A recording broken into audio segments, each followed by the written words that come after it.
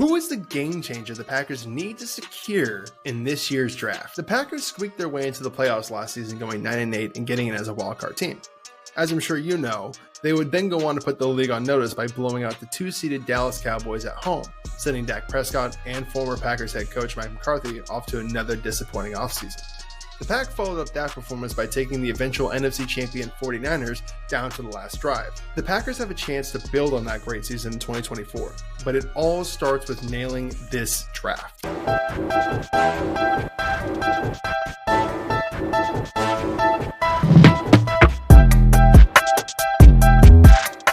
Green Bay Packers, despite their success last season, still have some glaring holes if they want to take the next step. One major area of concern you should have is pass protection. The Packers lost their starting left guard, Jon Runyan, and are hoping for growth from center Josh Myers and right guard, Sean Rhyan. The Packers defense was also terrible against the run last season. They gave up 128.3 yards per game, which was good for 28th in the league. So I would expect them to look for upgrades at defensive tackle and linebacker. In case you missed it, the Packers have already made an upgrade at safety by adding Xavier McKinney and have replaced Aaron Jones with Josh Jacobs. So I would be surprised to see them go after these positions for anything other than depth. So we could be like a lot of other channels and analysts that sit here and tell you the Packers should take Cooper DeJean in the first round. Nothing against Cooper. He is a great corner and the Packers have a strong history of drafting defensive players from Iowa. But that is not why you come to this channel. You come here because we like to take the extra step. So we won't be talking about Cooper in this video. In fact, we aren't even going to talk about the first round. You are a great fan and you probably already have looked up every name that's been linked to the Packers at 25. So in keeping with the Packers tradition of taking overlooked players and turn them into household names, we are only going to be talking about a day 3 guy. Today, the player we are going to cover is Christian Boyd, a defensive tackle out of Northern Iowa. If you haven't heard of him, don't worry, you are not alone. He comes from a small school and hasn't received much attention from the national media. So before we tell you why he is the missing piece of the Packers defense, let me tell you a little bit about him. The 6'3", 317-pound Boyd was a 3-star prospect out of Blue Springs High School in Missouri before he chose Northern Iowa over Arkansas State, Kansas, and UCF. At his pro day, he put up 38 reps on the bench press, which would have been the second most if he was actually even invited to the combine. The important point you need to know about Boyd is that he has incredible power. His go-to move is the bull rush. He plays with strong hands and can drive guards back into quarterbacks' laps.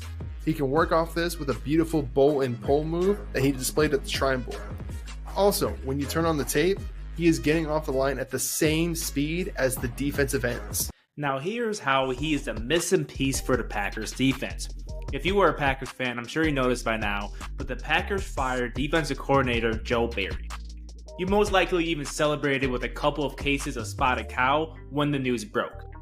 But here's what you might not have realized with the firing of Joe Barry and the hiring of Jeff Hafley. Hafley's bringing a 4-3 defense with him, which is a change from a 3-4 defense the Packers have been running since 2009.